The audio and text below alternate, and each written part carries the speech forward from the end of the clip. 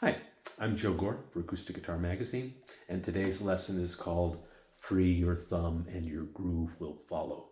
This lesson is focused on playing more syncopated patterns with your thumb, playing more unpredictable rhythms with your thumb, and perhaps accessing whole families of grooves that you might not have played before on acoustic guitar. You may have noticed that the vast majority of folk and folk rock fingerpicking patterns feature the thumb falling squarely on the beats and the fingers playing syncopation around them. That's especially true for the whole family of finger-picking styles that goes under the heading Travis picking, where the bass pattern might be something as simple as that, unvarying, and then you add interest by picking off the beat with your fingers.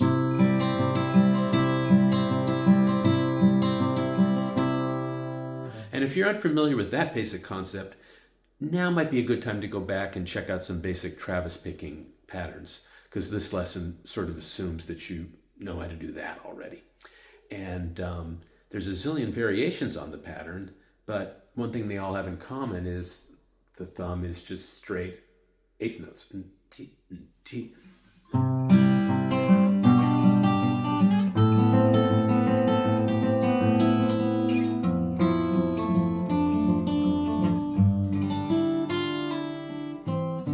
Nothing wrong with that. There's thousands of beautiful songs played in that style. But we're going to look at busting out of that straight pattern. That has the potential to add a lot of rhythmic variation and subtlety and groove to otherwise motoric Travis picking patterns. And even more important, it unlocks whole other families of grooves that don't quite fit into that pa bass rhythm. And that's especially true for rhythms from Africa or the Afro-Caribbean or Latin America. And we'll check out some of those. Let's start by looking at the basic Travis picking pattern.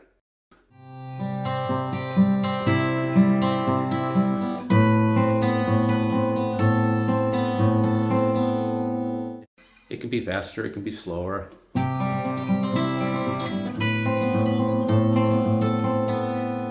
But let's start messing with it. In example 2, the pattern and the chords are almost identical with one key departure. One of the thumb notes comes a 16th note earlier than expected and pushes the beat. Push is a good verb because that's a term that a lot of jazz and pop musicians use to refer to an accent or a chord change that happens a 16th note or an 8th note ahead of the beat. And the difference would be if we were playing like this. Listen, now I'm going to push one of the beats.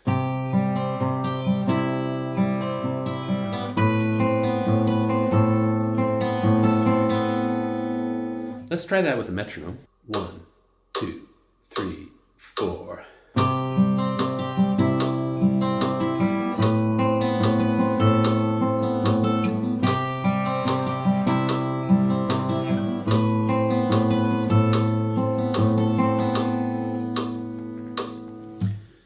Tried that before, it can be pretty tricky.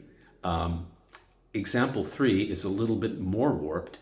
It's got the same push, but then we also shift the remaining notes in the pattern slightly ahead in time. And this is going to sound a little awkward on its own, but I'll show you how it can be very effective in context. Here's the idea. It starts out like the first two.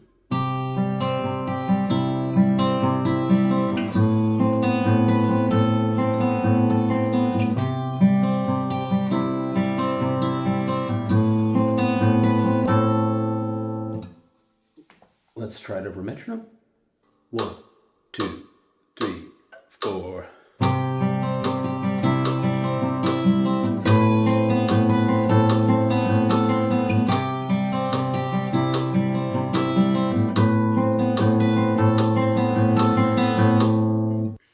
And example 4 puts them all together. It's a 4-bar pattern. I've added 2 new chord changes.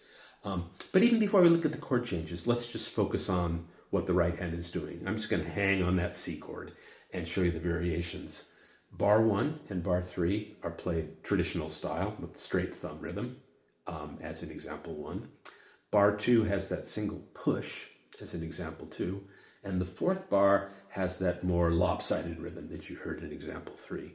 And as you heard, it might have been a little clunky on its own, but in this context, it works kind of like a drum fill or a cool turnaround that just sort of disrupts the beat for a little bit and bounces you into the air, and then you land down strongly on the beat for the repeat of the 4-bar pattern. So again, with just a single chord, it's going to be bar 1 is the regular pattern. Bar 2 is going to be the push. Bar 3 is back to the regular pattern. And then bar 4 is the really syncopated one from example 3.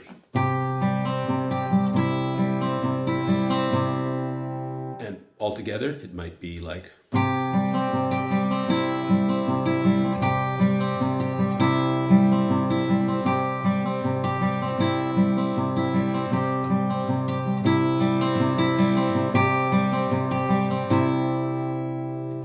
Let's add the chords, slow it way down, and hear what it sounds like.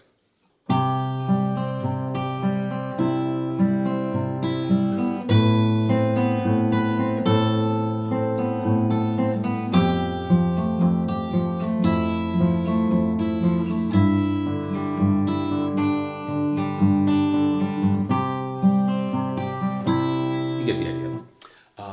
Let's try it really slow with a click. 1, 2, 3, 4.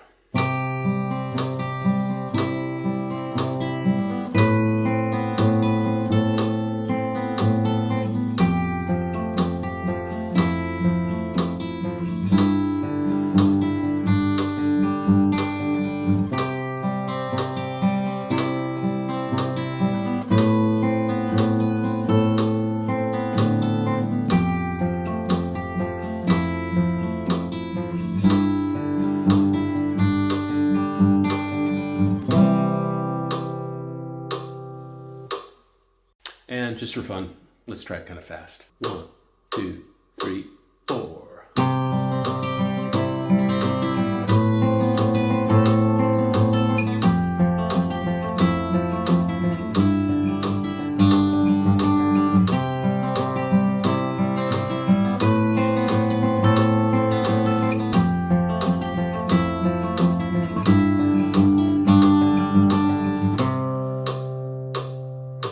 So hopefully that shows how you can add some surprise, some extra groove, some subtle variation to a familiar pattern. But now let's go in a different direction and talk about how cultivating the ability to play more freely with your thumb can unlock all sorts of patterns that you might not have played before or might not have tried tackling fingerstyle.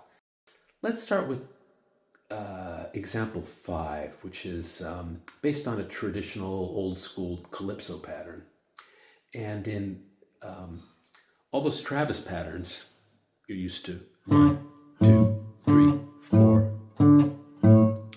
But in old school Calypso, the traditional bass line only happens on beats 2 and 4. 1, 2, and 3, 4, and 1, 2, 3, 4, 1, 2, 3. Nothing on 1. And then the traditional rhythm guitar part in Calypso is playing a steady stream of 16th notes, but omitting the first 16th note in every beat.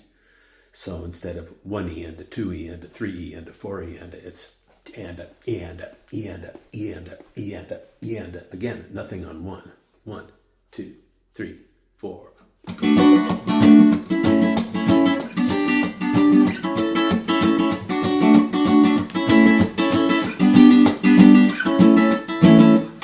Here, for example 5, I've replaced the strumming with a 3-note finger pattern, and it's 16th notes, but never on the beat. 1, 2, 3, 4. 1, 2, 3, 4. 1, 2, 3, 4. 1, 2, 3, 4. And when you put that together with the 1, boom, boom, boom, boom, you get kind of a cool calypso groove. And notice this interesting fact. Nothing is played on beat 1 and nothing is played on beat 3.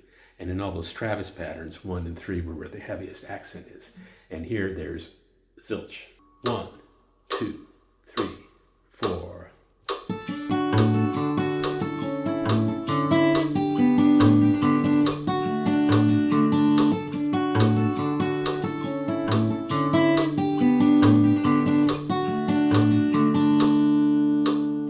Here's how it starts to groove when you pick up the tempo a little bit. 1, 2, 3, 4.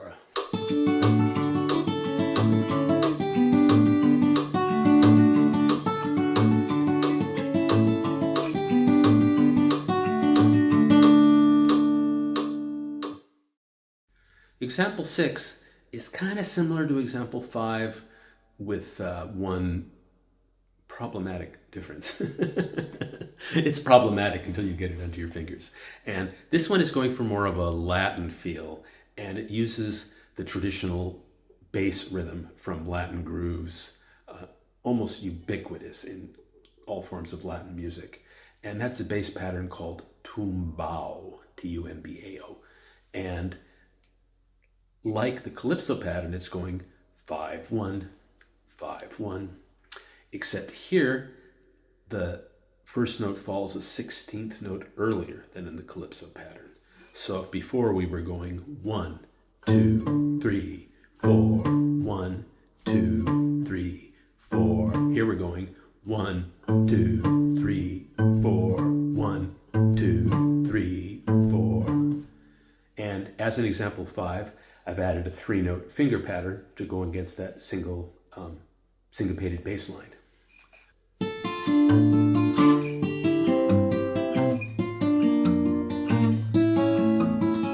1, 2, 3, 4. 1, 2, 3, 4. Now, let's slow it way the heck down. I'm just going to sit on bar 1, and that's a good idea when you get started with all these exercises. I added some spiffy chord changes just to make them seem a little more interesting and musical. But when you're trying to get the pattern into your right hand, by all means, just hang on bar 1 and repeat it until it starts to feel comfortable. So slowed down, it's like 1, 2, 3, 4. 1, 2, 3,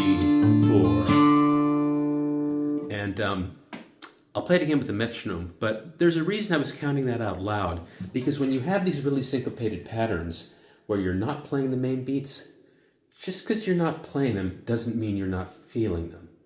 So you can have something that's floating in space, da da da da da da da da da da da da da, but you gotta feel where the beat is, even if you're not playing it, and then you start to groove.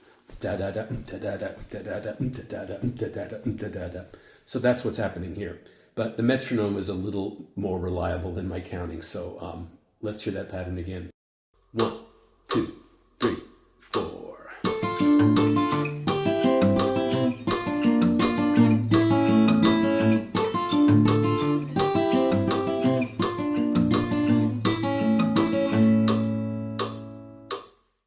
Let's wrap up with something more African. And this is sort of an acoustic guitar adaptation of the grooves you find on 70s and 80s records by the great Nigerian band leader Fela Kuti. And in the Afrobeat style, players typically play a short, simple pattern repeatedly with little variation. But when all the patterns interlock, it makes this incredible web of rhythm. We can't quite make such an incredible web of rhythm on a single acoustic guitar, but I adopted some of the main parts, and it gives some of the essence of the groove. And one of the defining parts in Afrobeat is there's a clave pattern that falls off the beats. It's on the second 2 16th notes of each beat. So it might be 1, 2, 3, 4, 1, 2, 3, 4. And the clave player in that band might be playing that single pattern all night. And here I've tried to replicate it with a finger pattern of 2 notes. 1, 2, 3, 4. 1, 2, 3, 4.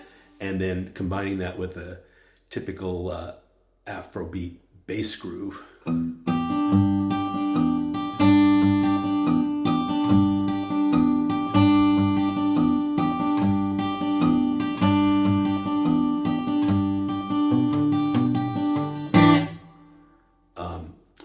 Let's try again, just the first bar, slowly with the metronome. 1, 2, 3, 4.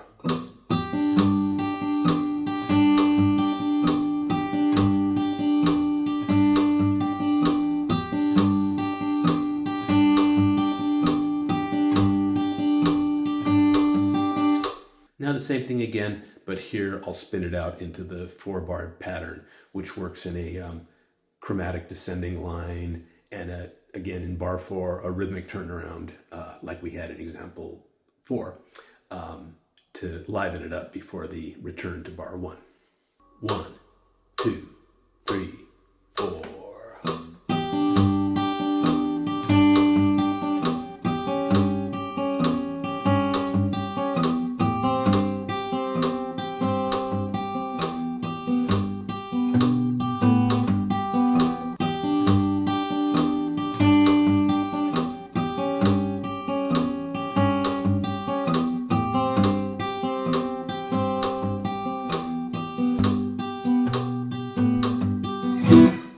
And finally, up to a typical tempo. 1, 2, 3, 4.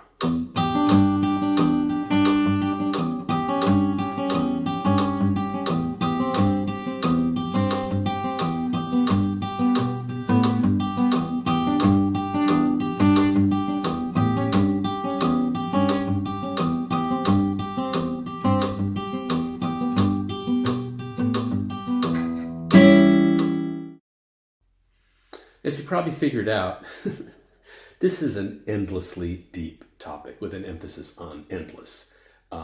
There's kind of no limit to what you can do with unusual, displaced, pushed thumb patterns. And hopefully this lesson showed you some grooves that you might not have thought playable on acoustic guitar or might not have tried yet. And even when you're playing some of the more familiar patterns, like the Travis patterns, I hope I showed how adding little variations and slight syncopations in the thumb can add a lot of rhythmic interest and groove and variety to an otherwise very motoric pattern. So I hope you found this useful. I'd like to thank Collings Guitar for making this beautiful mahogany OM2, which I love to pieces. And, if you have any questions, actually, you can just email me. I'm joe@joegore.com, and I'm usually pretty good about responding to emails, so chances are I'll reply. And take care, and I hope you find this useful and inspiring.